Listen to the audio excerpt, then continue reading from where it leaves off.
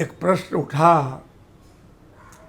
कि क्या मनुष्य स्वयं के लिए जीना भूल चुका है।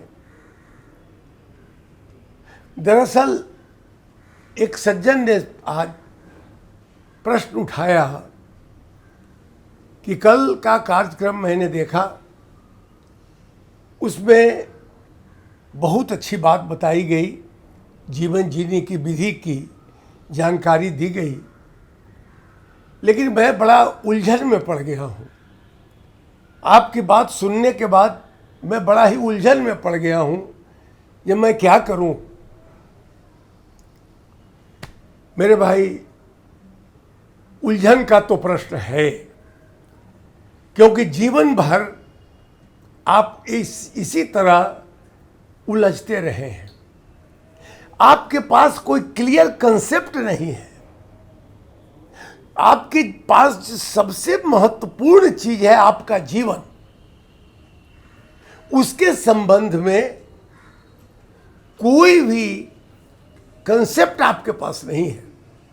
मेथड्स ऑफ लाइफ की जो चर्चा की जाती है वह आपके पास नहीं है, क्योंकि आप यूं ही जी रहे हैं। जबकि एक छोटा सा कोई काम करते हैं तो उसकी एक प्लानिंग होती है, एक विधि होती है, एक मेथड्स होता है। गाड़ी चलाते हैं सड़क पर, उसका एक नियम है। कोई भी काम, मकान बनाते हैं, कहीं जाते हैं, उसका एक नियम है।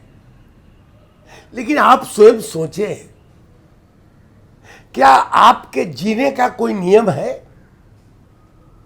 आपके पास जो आज यह उलझन पैदा हुई, पहले क्यों नहीं आई? क्योंकि आज तक आप सोए हुए थे। मैंने एक धक्का मारकर आपको जगा दिया, और मैं यह भी नहीं कहता हूं कि जो मैं कहता हूं सो करो। मैं यह कहता हूं कि आप जग जाएं, और जगने के बाद जो भी निर्णय करें, सोचकर कदम उठाएं। आपके लिए जो उपयोगी है वह बात करें। आप उलझन में कहां फंसे? मैंने यह कहा कि मनुष्य स्वयं के लिए जीना भूल चुका है। क्यों?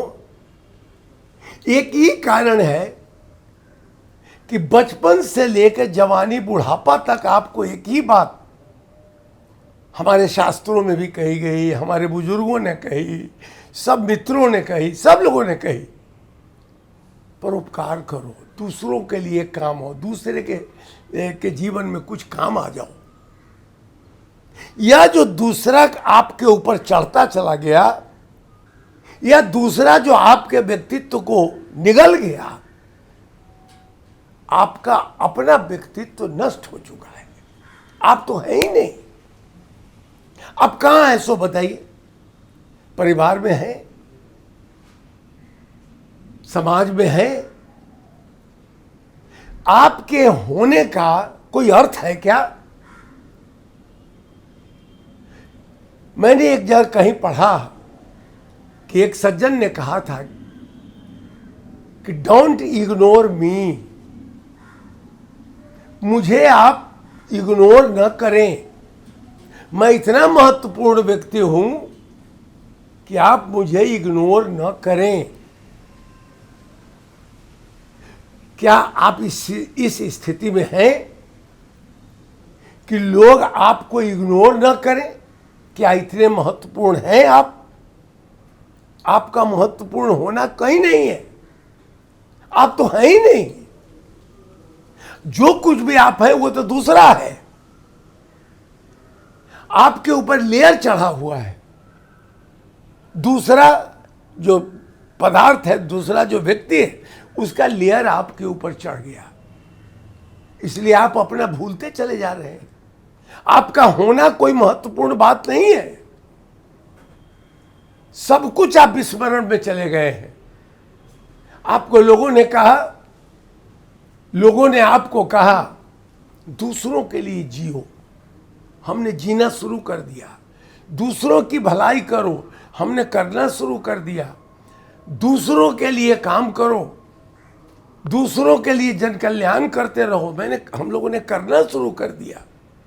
और यह हम लोग अपने मन से, गहरी बात है, सोचे, जिस दिन हमने यह सोचना शुरू कर दिया कि दूसरे के तरह हम भी काम करें, दूसरा जो कहता है वैसा हम काम करें, दूसरा जो आरोपण कर रहा है, हमारी प्रतिक्रिया जब उस तरह होने लगेगी तो हमारा अपना होना नष्ट हो जाएगा।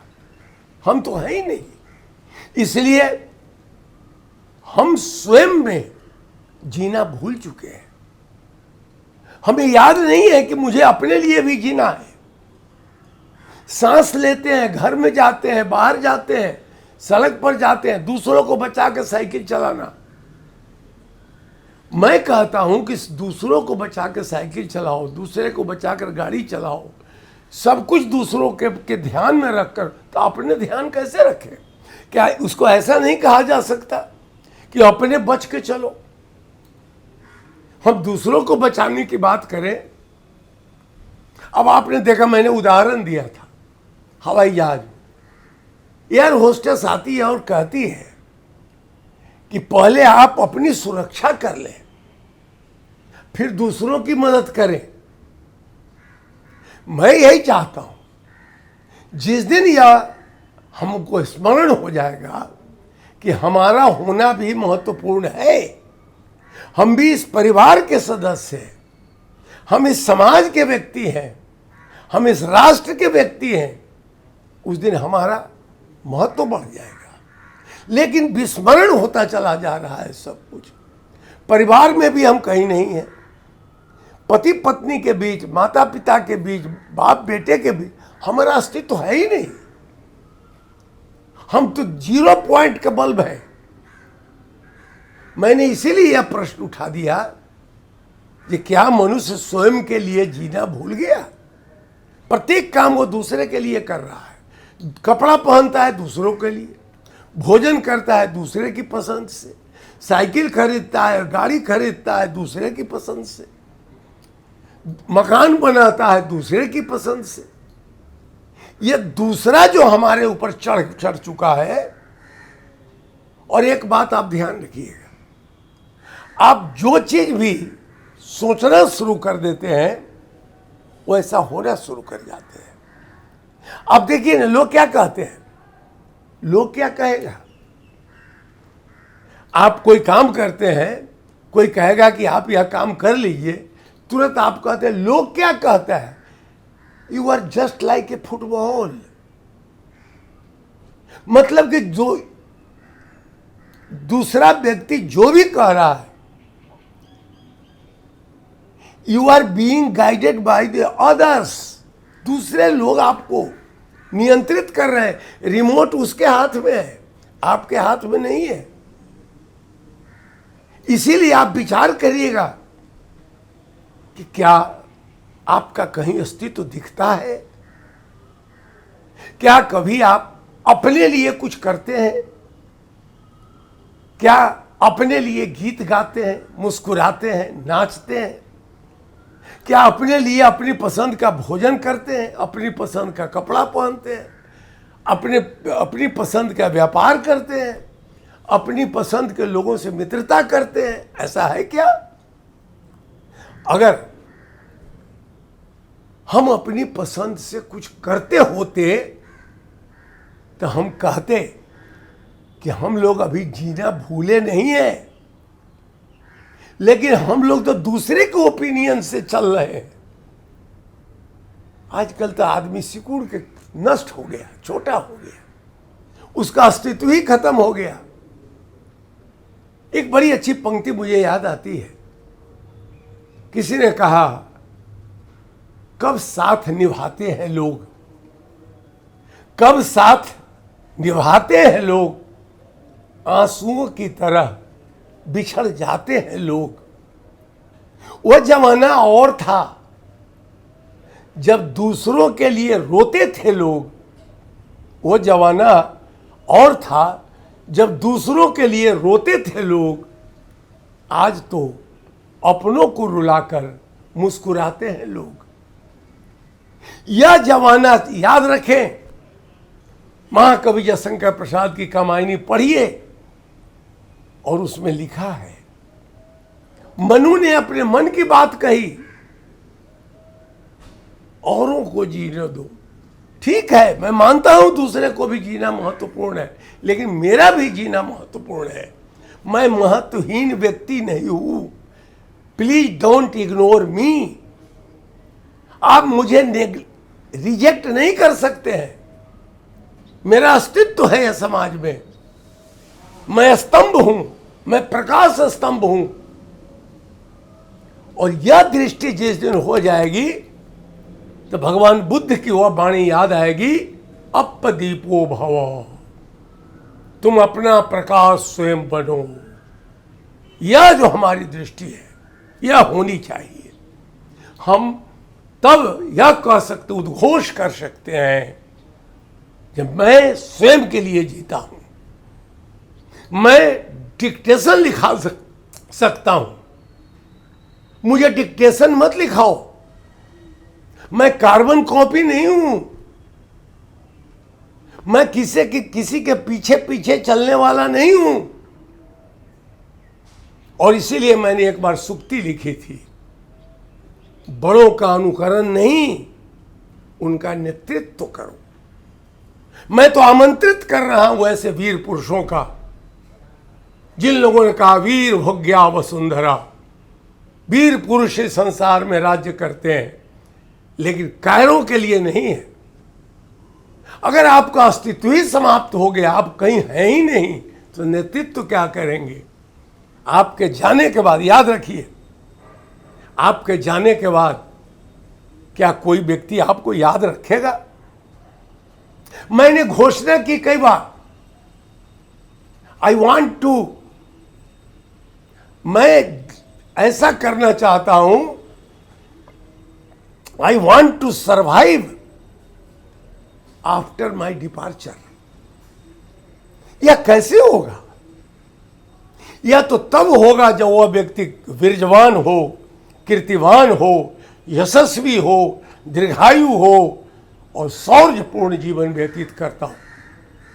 जो व्यक्ति कभी अपना विस्मरण कर चुका है, वर्षों पहले परिवार में नष्ट हो चुका है, समाज में उसका कोई अस्तित्व नहीं है, किसी जगह उसकी कोई पूछ नहीं है, तो उस व्यक्ति का जीना और होना और न रहना कितना महत्वपूर्ण है। यह प्रश्न जो आपने उठाया, ये मैं उलझन में हूं। प्रत्येक व्यक्ति उलझन में है, क्योंकि मैंने धक्का मारा आपको कि छोड़ दूसरों की चिंता, पहले अपनी चिंता करो, अपने जीना शुरू करो, अपने जीव चेहरे पर मुस्कान लाओ, प्रकाशवान बनो। जिस दिन तुम्हारे पास प्रकाश आ जाएगा, उस दिन दूसरे लोग प्रकाशित होना शुरू हो जाएंगे। मैं नहीं कह रहा, अरे भगवान मनु ने कहा, एतत् देश प्रसूतस्य सता साग्र जन्मने स्वयं स्वयं चरितम शिक्षेरण पृथिव्याम सर्वमानवा। संपूर्ण जगत के लोग अगर अपने अपने जीवन को प्रकाशित करने लगे, तो संपूर्ण जगत प्रकाशित हो जाएगा। मेरी बात को कई लोग कह सकते हैं कि आप स्वार्थी बनाते हैं क्या? नहीं, मैं स्वार्थ के विरोध में बात नहीं कर रहा हूं और न स्वार्थ के पक्ष में बात कर रहा हूं। मैं अपने लिए बात कर रहा हूं। मुझे भी अधिकार है जीने का, आपको भी अधिकार है जीने का। प्रत्येक व्यक्ति जिए। मनु कहते हैं जियो और सुख पाओ, अपने सुख को विस्तृत कर लो। अरे सुख को फैला लो थोड़ा। लेकिन हम लोग तो भटक गए, हम लोग तो ऐसे भटकते जा रहे हैं। कैसी बात हो गई है। मंजिल पर पहुंचकर मंजिल को ढूंढते हैं, मंजिल पर पहुंचकर मंजिल को ढूंढते हैं। यह कैसी बदनसीबी है, खुद से खुद का पता पूछते हैं। हम लोग भटके हुए लोग हैं, और मेरा संकल्प है कि मैं इस भटकाव को नष्ट कर दूं, आपको खींच कर ले आऊं, आत्मस्थ कर दूं।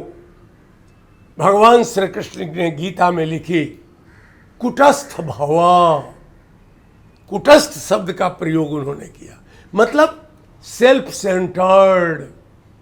दो शब्द है, आत्म केंद्रित, पर केंद्रित।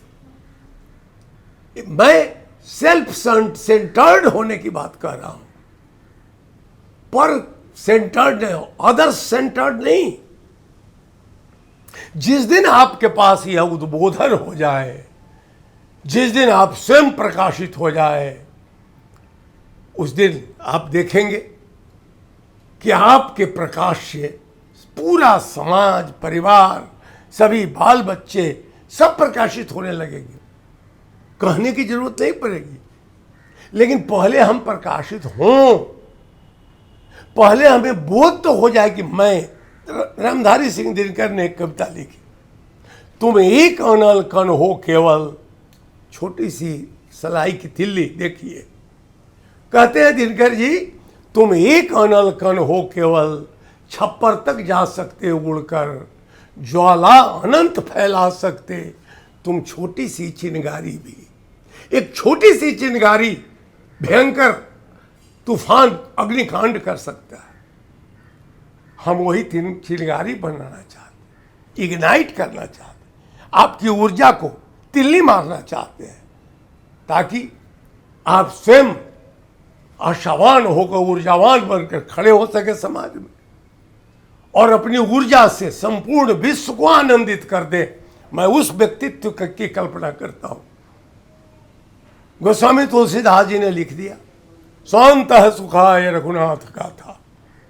मैं अपने सुख के लिए रामचरितमानस की रचना कर रहा हूं।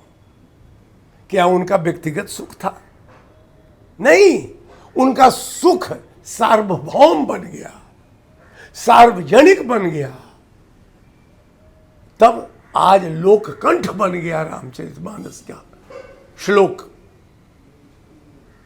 एक एक पंक्ति इसलिए सार्वभौम बन गया, सार्वलौकिक बन गया, कि उसमें जो भाव है वह सार्वजनिक है।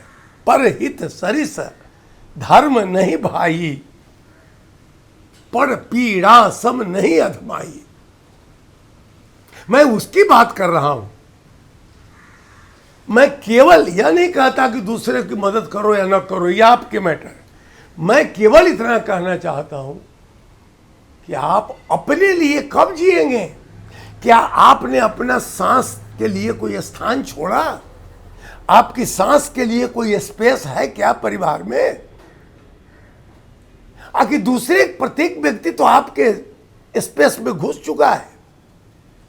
प्रत्येक व्यक्ति घुस चुका है आपके जीवन में, आपकी सांस में, आपकी कल्पना में, आपकी चिंतन में, आपकी प्रत्येक चीज में आप दूसरा व्यक्ति घुस चुका है।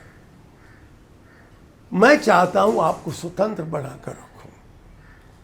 आप में एक ऐसा आग पैदा करना चाहता हूं जो आग विश्व तक फैल जाए, प्रकाशित हो जाए। नेपोलियन के संबंध में एक इतिहासकार ने लिखा था, नेपोलियन जन्म लिया, ही केम, वह जन्म लिया और स्पार्क करके बुद्ध किया, चला गया। नेपोलियन यह दृष्टि होनी चाहिए। और मैं तो यह कहूंगा कि 100 वर्ष की जिंदगी जीना कोई आवश्यक नहीं है। एक दिन में भी कोई 100 वर्ष का जीवन जी सकता है। तो यह कृति आदमी को होनी चाहिए। और जिस दिन यह बोध आपके मन में उतर जाए तो आप समझिएगा कि आप स्वयं के लिए जीना शुरू कर दिए हैं। मेरे भाई, तमाम लोगों को मैं आमंत्रित करता हूं कि कुछ सांस अपने लिए भी जीने का प्रयास करें। बहुत सांस ले लिया दूसरों के लिए, अब अपने लिए जीने की कोशिश करें और देखिए कि पूरा जीवन आनंदमय हो जाएगा।